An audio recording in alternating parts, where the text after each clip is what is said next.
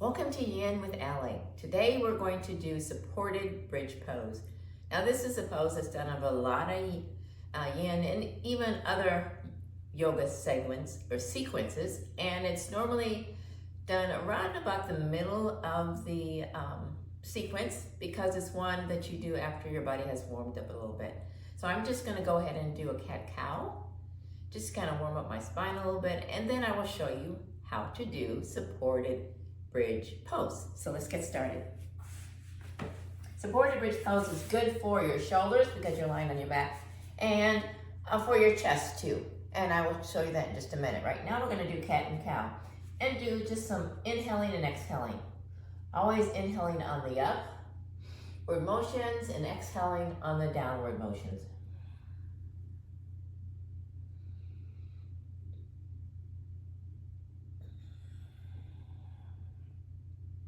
Just relaxing our body,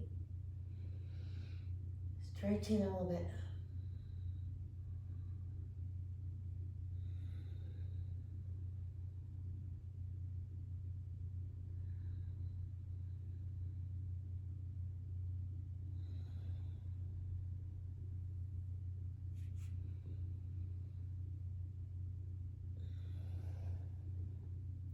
I love cat-cow because it's such a good stretch, quick little stretch for your back. Okay, now we're gonna get into supported bridge with our feet flat on the floor, our knees raised, and with our heels and our knees pretty parallel to the floor. I'm gonna move down a little bit so I have room for my head. Our feet about hips distance apart. Lying flat on the floor with our back on the floor, our arms down to our side, palms up. Making sure that your knees and your heels are pretty parallel and your legs parallel to your hips. Then we're going to simply first lift up our buttocks toward the ceiling. Now supported bridge is just that, where we take our block, one block, depending on where you are today, what your availability is, raising it about the section of a block, length of a block, just below your hip area and your butt, what's really kind of comfortable for you, so that your chest gets a good stretch and your shoulders are flat on the floor, and they also have a time to have a nice opening for your body as well. And in relaxation as we inhale and as we exhale. Such a good stretch for us. Inhaling and exhaling. Making sure that the placement of the block is supportive and comfortable for you as well, just below your tailbone. I have an extra vertebra, so mine is a little bit lower maybe than yours might be, or if it's available to you, perhaps you want it a little bit higher. You get a deeper stretch in your chest and in your shoulder area as well. Inhaling and exhaling.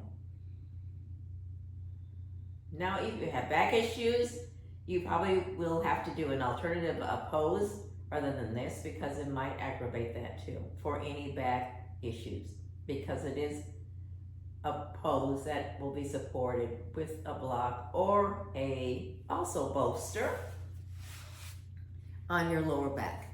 Also, you can do a bolster, which can be softer on the back as well too. A longer bolster. I have a kind of a roundish one here, but it works the same. This way it supports your back issues a little bit more and your buttocks area. Still giving your chest and your shoulders a nice deep relaxation, stretch and opening up that chest and your shoulder area.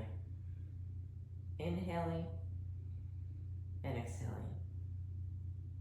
Feet flat on the floor, knees raised, shoulders flat on the floor, palms up, arms down to each side.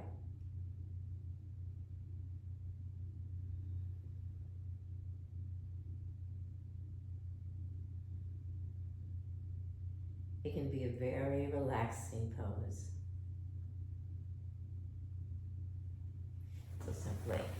it out. In regular yin sessions, sometimes it is done without your support and it's not done quite as long. Putting your buttocks down, coming up. That is supported bridge pose. The height will just depend on what's available for you today and what feels most comfortable. Breathing in and breathing out and giving our body a good stretch is what our key is. So I look forward to seeing you on our next video. Till then, stay well and be blessed.